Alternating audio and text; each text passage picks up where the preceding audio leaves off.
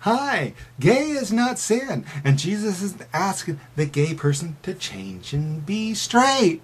Hey, people, Romans chapter 1 does not condemn gay people. Do you hear me? You can't just say it's in Romans. You can't say Romans chapter 1 verse 26, 27. You got to say it the whole context, verse 18 through 32. People, read the verse. That's what you tell gay people to do. Gay people read the verse and they say, where is this talking about gays? They love their lover. They're married to them. They've dated them. They fell in love. They lived with them for decades. And you're trying to tell them they're living in this vile, degrading kind of lustful type of stuff. How are you going to convince any gay person they're living in this kind of vileness and lust when they know that they met somebody and they dated them and they fell in love and they moved in just like straight peoples do?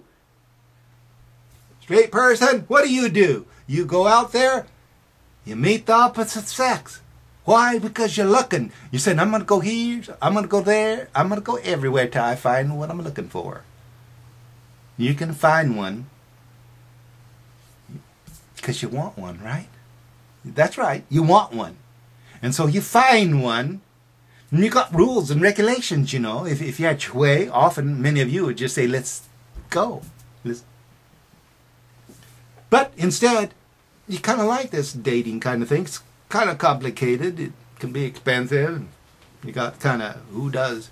You know, how do you walk her to the, you know, you got all kinds of stuff that you're trying to do it right. Why? Because of the ultimate thing is you want to be in love, live together, and then have sex all the time. Right?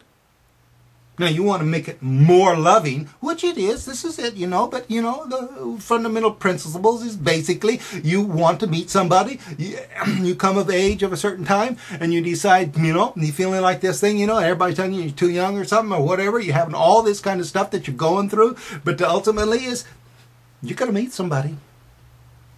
You're going to date them. You're going to fall in love. And you're going to get married. And then decades later, you're going to tell me that what you did is vile and lustful? You know how the verses 26 and 27 really makes it so horrid sounding? Is this what your sex is? Tell me why you can do all this, enjoy it to the max. Well, you have your fights and your wars and all that, but basically, you know, you make up and all that. And of course, we know 60% get divorced, but that's beside the point. The thing is, generally speaking, you know that you dated and fell in love and got married. And you think it's sweet. You have all the romance. Oh, here's a flower. Walk in the moonlight.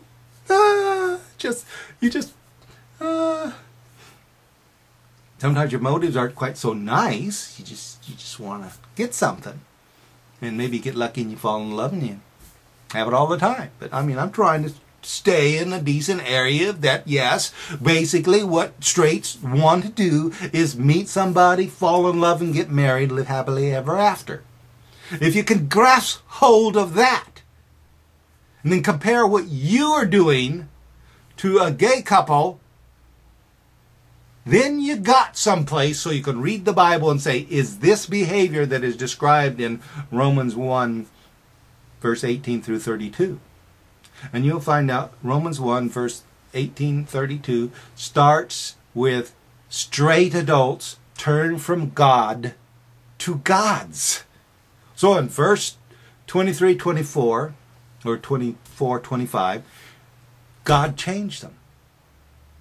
Well, you want to think that's when they became gay. 650 million people, did they become gay as adults after being straight and after knowing God? Because that's what the verse says. You can't go and decide you're going to dissect the story and make it anything you want. You could take one verse out of something and make a doctrine out of it. You can't. The Bible story there is talking specifically about straight adults. What kind? Hebrew. They were children of God. They believed the Bible. They followed the customs, the laws of Moses and everything, and so forth and so on. Then they turned from God because they went over to these other fertility temples and so forth. And what happened? God said, okay, you want to do it? Go ahead. He gave them over to it. So what did they do? They went to the temples. We know this for a fact. We're not guessing here. Paul went into one of these most famous temples. There were over 1,000 temple prostitutes in this temple, one of the most famous one in Corinth. People, there were 1,000 temple prostitutes there. I just got back from Rome. There's fertility temples just all over the place. You walk through that Roman foreign area, you got all manner of temples there. Fertility temples. It's a fact. Hebrew men did go to these. So they went to the orgy rooms. They went to the male temple prostitutes. Some actually went to the female prostitutes because there were those too.